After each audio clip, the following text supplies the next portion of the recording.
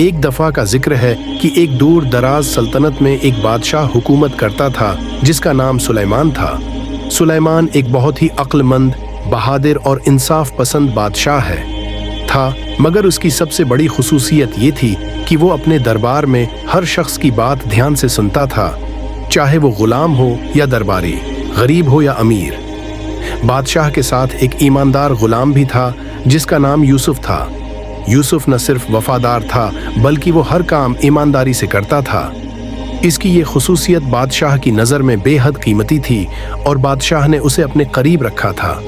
यूसुफ का दिल इतना साफ था कि वो कभी भी किसी को धोखा देने या झूठ बोलने की जर्रात नहीं करता था। एक दिन बादशाह सुलेमान ने फैसला किया कि वो अपने मुल्क के हर हिस्से का दौरा करेगा ताकि ये जान सके कि लोग किस हालत में हैं और उनकी ज़रूरियात क्या हैं। इस सफ़र पर जाने से पहले इसने यूसुफ को एक ख़ास जिम्मेदारी सौंपी। बादशाह ने कहा, यूसुफ, मैं चंद दिनों के लिए मुल्क से बाहर जा रहा हूँ और तुम्हारी ईमानदारी पर मुझे पूरा यकीन है। मेरी गैर मौजूदगी में तुम हुक्मरानी का काम संभालोगे और तुम्हें मेरी जगह फैसले करने होंगे। यूसुफ ने सिर झुकाया और बादशाह का हुक्म दिल व जान से कबूल किया। बादशाह जब सफ़र पर रवाना हुआ तो यूसुफ ने हुकूमत का काम शुरू किया। एक दिन एक शख्स दरबार में आया और उसने कहा, ऐ गुलाम, मैं एक ताजिर हूँ और मेरे साथ एक कीमती सामान आया है जिसमें सोना, चांदी और जवाहरात शामिल हैं। मैं चाहता हूँ कि बादशाह को उसका कुछ हिस्सा दे दूँ ताकि मैं उससे अपनी तिजारत हो सके की इजाज़त हासिल कर सकूँ। यूसुफ ने इस शख्स को गौर से सुना और कहा, बादशाह का हुक्म है कि कोई भी शख्स रिश्वत न दे और न ही किसी से कुछ ले। तुम्हारा सामान वापस होगा, ले जाओ और मैं तुम्हें यकीन दिलाता हूँ कि बादशाह को तुम्हारी तिजारत से कोई मसला नहीं होगा, बशर्ती का तुम्हारा काम ईमानदारी से हो।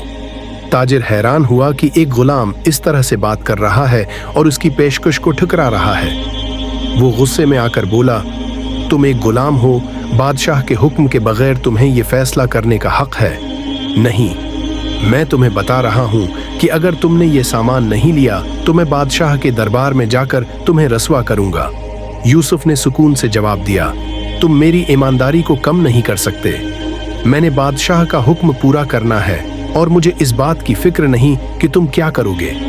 ये सुनकर ताजिर चुप हो गया और यूसुफ को धमकी देकर वापस चला गया। यूसुफ ने अपनी सच्चाई और ईमानदारी से एक और चैलेंज को शिकस्त दी। चंद दिन बाद बादशाह सुलेमान वापस आया। इसने यूसुफ से पूछा कि हुकूमत कैसे चल रही है और क्या किसी ने दरबार में आकर कोई मसला पेश किया था। यूसुफ ने पूरे वाक़यात को बादशाह के सामने बयान किया। बादशाह ने यूसुफ की हदायत की, ईमानदारी, वफादारी और हिकमत की दिल से तारीफ की और कहा, यूसुफ, तुम्हारी ईमानदारी ने मेरी नज़र में तुम्हें एक अजीम मनसब पर पहुंचा दिया है।